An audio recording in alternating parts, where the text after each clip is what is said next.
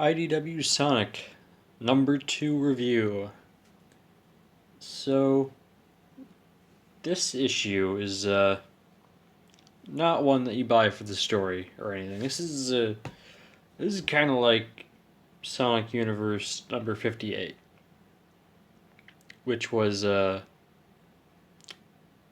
Pirate Plunder Panic Part 4. Nobody bought that issue for its story or how it would conclude or anything. They bought it because Burning Blaze and because Tracy Yardley was doing the art. And that issue looks amazing. Really I love that issue just for how it looks alone. This is the same case as that. Though, I'm not going to compare the two issues for their art. This was done by Adam Bryce Thomas, and then Sonic Universe 58 was done by Tracy Yardley. And not going to lie, Adam Bryce Thomas is currently my favorite Sonic comic artist ever since he came on for Eggman's Dozen and beyond. He's really outdone himself with every arc after that with and right here it's really goddamn good. Just if you had to buy this issue for any reason, do it for the art alone because it's so fucking good. But yeah, the issue itself is pretty basic. It does a lot of the same stuff that issue 1 did, where Sonic goes to a town, he fights a Super Badnik, he finds a main character there. Main character helps one of the other main cast members helps save Sonic. They save the town, they beat all the Badniks, they try and do a very little emotional sort of thing, though I don't know, I feel like it kind of works better here a little bit, just a little though, not by much. But one thing just kind of bothered me though about this was how they're saving this town, and yet they're still just joking around, not really taking this whole thing seriously. And this town is in danger. If they fail, everyone in this town is gonna die, and they're over here joking about it as if there's no threat to them and there isn't no threat at all. Nothing in this issue even poses a challenge remotely at all. It's everything just goes down so quickly. It's why even bother when there is no tension to any of this. Sure, it looks really good, but that's all it really has going for it currently. There's there's nothing of substance here, I guess, is a good way to put it. And if you're just in it for the art alone, you don't really care about the story or anything, well, this is one of the this is probably the best issue of IDW Sonic, in my opinion at least. If you're just looking for art alone, this is currently the best issue. Maybe issue 7 will be better than that front. I don't know. But this doesn't do anything for me. And that's a shame. Because I love Amy. She's one of my favorite characters. But it's not a very good story though for her and Sonic. It's just like a very like by the numbers, very basic and bland little story with nothing really to it. And I can't really say it's good for that.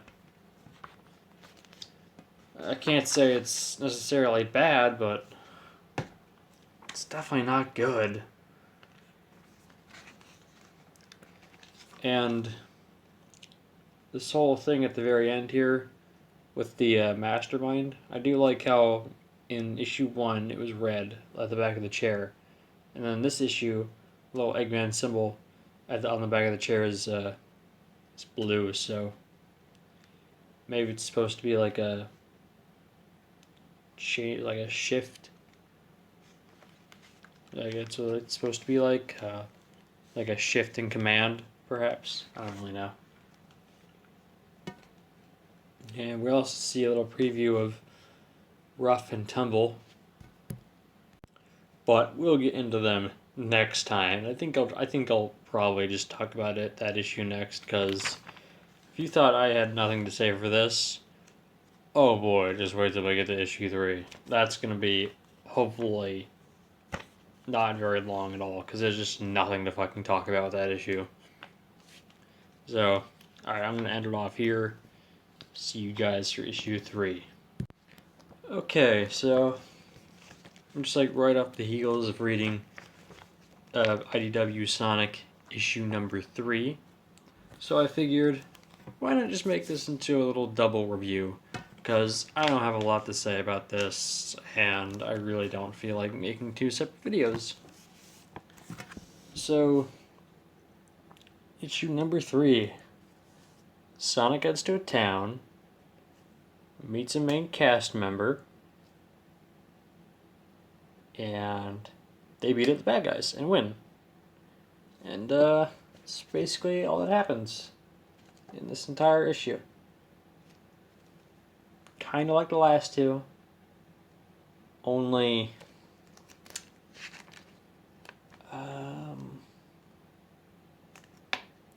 more basic somehow. Like, they still try and do the whole like 1 page of actual drama, and much like the first issue, I don't think it really works because nobody really likes Wisps anyway. If you do like the Wisps, I'm sure you'll get a kick out of this, but personally, I've never liked them myself, so I really don't care. As for Rough and Tumble, they have no fucking chance. Like, I don't know why the hell this issue even thought that they would be... I don't know why they even, like, tried to make them out to be a threat, because they're just not. Like, at all. The very first thing you see when you open the comic up is one of those Death Egg robots getting destroyed by Knuckles. And he's not even breaking a sweat doing that. And, like, can Rough and Tumble do this without the help of Wispons? I seriously doubt that. So already, it makes anything that they could do just... It doesn't matter what they can do. Because they're not going to, like, beat Knuckles. Let alone Sonic and Knuckles. You know? I mean... having the issue start out this way, and then having them, like... try and make Rough and Tumble seem like a threat, it just doesn't work. Because they are just not a fucking threat. They're pathetic. They have no character. Like, they get their asses handed to them in this fight. They don't stand a chance during this thing at all. I think, like, the only thing that they actually do is spray Knuckles with the stink bomber thing. And then Knuckles literally punches him into the floor. And I think that's Tumble. I don't know. I can't I don't know which one is which, and I really don't care either. Like, even like when Ruff and Temple try to use the Wispons against Sonic and Knuckles, Sonic just tells the Wisps to stop that, stop helping them, and then they stop helping them, and then they get their asses kicked again. And they get arrested, and like Sonic, Knuckles, and the whole town has a party. The one thing I've noticed about this last page again is that Eggman's chair keeps. It changed again. It's no longer like it was like from the first two. I mean, it kind of is, just like the Eggman logo is now different again. So, I'm going to assume that the last two issues, it going from red to blue, was just the artist making it from red to blue, and like not any real actual significance whatsoever, because it's different again here. It's also tinier, I think, looking at it. It looks smaller, but that might just be the angle. And, yeah, the Master Emerald is apparently going to be a part of this at some point later on. Because it's unguarded, and whoever this mysterious figure is, they're going to be after it soon to accelerate their plans. But yeah, this issue is just... I guess this is supposed to be the like sort of just fun issue where it doesn't really take itself too seriously, and it's just supposed to be like fun. But it really just doesn't fucking work for me, because it's like the same kind of story, just even more basic than before. And I really don't think that works. Like, if they wanted to make a fun issue, just do something a little more original. Like, I know, like, we already knew that Sonic was just, like, going to a new town already. But like, if he has to go to, like, another town, how about you do something more interesting with it than just Sonic teams up with the main cast member to fight something. And I realize this is an action comic.